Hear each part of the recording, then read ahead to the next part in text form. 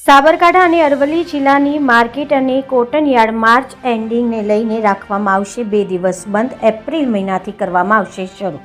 રાજ્યમાં માર્ચ એન્ડિંગને લઈને મોટાભાગના શહેરોમાં આવેલા માર્કેટ અને કોટન યાર્ડને માર્ચ એન્ડિંગના કારણે બંધ રાખવાનો નિર્ણય લેવામાં આવેલ છે. પ્રાપ્ત માહિતી મુજબ રાજ્યના સાબરકાંઠા અને અરવલ્લી જિલ્લામાં આવેલ માર્કેટ અને કોટન યાર્ડને 2 દિવસ માટે બંધ રાખવાનો નિર્ણય લેવામાં આવ્યો છે.